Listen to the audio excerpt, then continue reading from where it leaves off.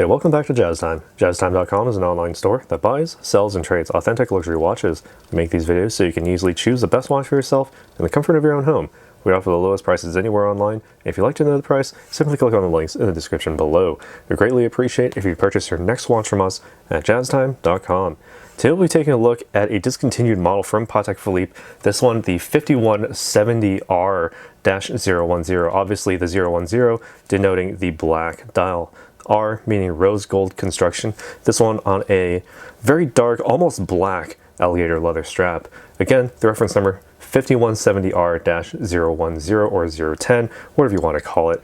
This one from Patek Philippe within their Complications model line. I'll be going over the case, the bezel, dial, the crown functions, as well as the movement and the chronograph pushers and the strap, and I'll be giving my thoughts on these throughout this video. So starting off with the case, we do have a 39.4mm case. If you want to be specific about it, it's basically 39mm from finger to thumb, minus the chronograph pusher, of course. We're just measuring the case here from 2 o'clock to 8 o'clock position, same as what you'd get from the 10 to 4 o'clock position, again minus the chronograph pusher. You have a full red gold or pink gold, rose gold, whatever you want to call it, a very warm rose gold construction here, just over 11mm thick. Slides very nicely under a suit cuff or a dress sleeve, and with overall Patek Philippe's basically no detail left unturned. Their curvature to the lugs here, incredibly precise and absolutely beautiful with the way that it plays in the light, especially on the sides and even on the front, almost as if it's got the case indented inward on the front, as if to hold up a very hefty dial with plenty of it to go in there, with the lugs very nicely tapering down to the leather strap there. And with the way that the finish works here, incredibly high polish, very highly lustrous, absolutely beautiful, and the way that it plays in the light, again, just second to none in terms of that Patek Philippe engineering. Sitting on the very front of the case, not much to say about it. You do have the same rose gold construction for this smooth, high polished bezel, and depending on your angle of view, if you're looking at it straight on with plenty of lighting to go with it, gives the dial almost a sort of like glowing look. If I hold it upward to reflect my entire light box here, it's incredibly bright and gives that dial a very nice halo glow to it. But you know, my room is incredibly dark, as you can see, with the just the light box being the only source of light here. So just take that for what it is. Now taking a look here at the dial, basically the darkest dial I've ever seen, bordering on like the darkest black ever. I believe that sort of like Vanta black look with that matte black finishing almost, such that it basically hardly disperses any light but just absorbs all of it and only reflects light back with that white print of the minute and second track, almost like a railroad style here. And the Patek Philippe name as well, with these sub counters here. The 30-minute chronograph sub counter between the 3 and 4 o'clock positions, and the small seconds between the 8 and 9 o'clock positions. Now taking a look, if you'll notice, depending on the angle, your Arabic numerals for the hours, as well as your leaf style hands, will reflect whatever they happen to be reflecting based on your position. You know, all those optics things when it comes to light and the way that it behaves. But the chronograph hand, the center-mounted chronograph hand that measures seconds, as well as the 30-minute chronograph hand for its subdial, its respective subdial between the 3 and 4 o'clock positions, are actually sandblasted. The reason for that, I think, is so that it increases the chance that you can actually see it at any angle, because regardless of the light source, I can still see it. However, I can't really see the leaf hands. I can't really see the Arabic numerals as well as this chronograph hand. So here the chronograph functionality comes first and foremost, and you can certainly tell because the minute track or the seconds track at the very edge of the dial is the brightest thing on this dial, second, well, with basically the subdials coming in a very close second. Looking at the overall construction again, the Arabic numerals here, almost like a script, well, it is a script-like font, almost bordering on the Art Nouveau style, with extremely curved extremely curvaceous numerals here. Serifs for the 1s, as you can see, and the 7 as well. And again, all 18 karat rose gold construction with the hands as well. Very, very beautiful with that black and gold look. Gives a very, very highly luxurious feel and look to it. Now taking a look here at the crown functions, the crown basically winds at the base position, and this is also a winding crown that is dynamometric. I just threw a 5-syllable word at you, and you probably have no idea what that means. This is what dynamometric means. You can basically wind the crown. This is a manual wind watch, and once you reach the full power reserve,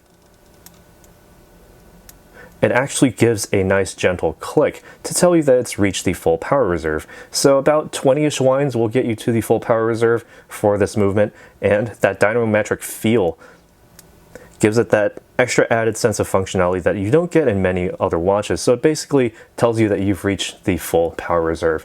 Very nice from Patek Philippe to really, outline the fact that the manual wind here is, basically subject to only you and you alone. There's no automatic winding here. When it comes to the time setting, just simply pull the crown out to the only other position. And the added benefit here is that winding the crown, this is a tiny little detail that I actually quite enjoy. I'm so used to turning the crown counterclockwise to advance the time forward, say on a Rolex watch, but on a Patek Philippe watch, this specific movement at least, you can continue to wind it clockwise and it advances the time forward, which is obviously the desired method of setting time, is to just go forward. Only go backward if you absolutely need to, but go forward, and that's basically how you would best set the time. But also keep in mind, it gives you the hacking seconds function, something that you don't see very frequently in Patek Philippe movements. So you get this watch, you got something great, something very highly technical from Patek Philippe. Press the crown back in to start up that seconds hand once more, once you've got it nicely synchronized up to an atomic clock, for example. All right, so taking a look here at the movement, it is the it's the, what is it called? The CH29535 PS movement. Basically, it hasn't been updated in the newer model, the superseded model, or rather not the superseded, the superseding model for this one, the 5170, is the 5172G with the blue dial and the white gold casing, but it preserves the same movement, and for good reason, because this movement is basically second to none when it comes to the manual winding chronographs.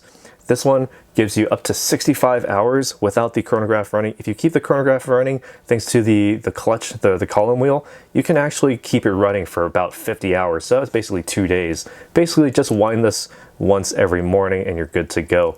And the added benefit of the manual wind here is that there's no winding rotor to obstruct you from actually seeing the movement on the inside.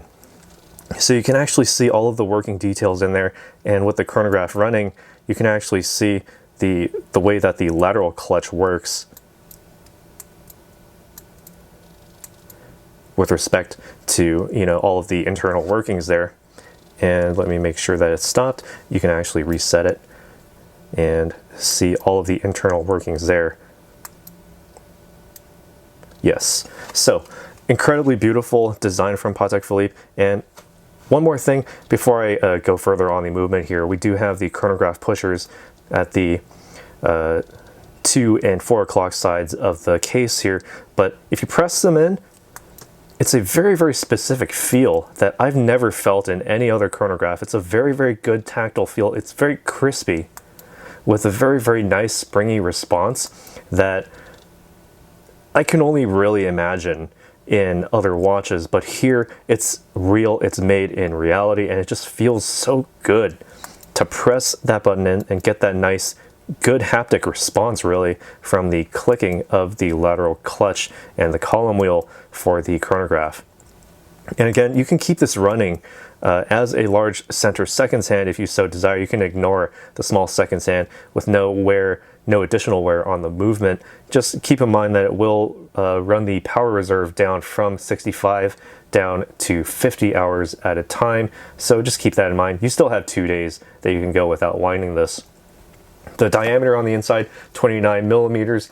5.35 millimeters thick, 270 parts total with 11 bridges, 33 jewels, and with the chronograph disengaged, again, 65 hours of power reserve, 50 with the chronograph engaged. You have a Gyromax balance with the Breguet balance spring overcoil, and vibration per hour rating of 28,800, meaning you have 4 hertz of accuracy, almost basically precision when it comes to that chronograph. And because of the fact that the chronograph hands are so pronounced here, coming to the forefront with the visual design and the highest in the hierarchy, it just makes sense that it would be the most accurate Patek Philippe chronograph watch. Well, basically the Patek Philippe chronograph watch, this one being basically a flagship model for quite a while, basically in the mid-2010s. Again, this one has been superseded by the blue face style. Basically, you get the same exact functionality, but here you have the rose gold look, and since the newer model does have the tachymeter on the inner bezel,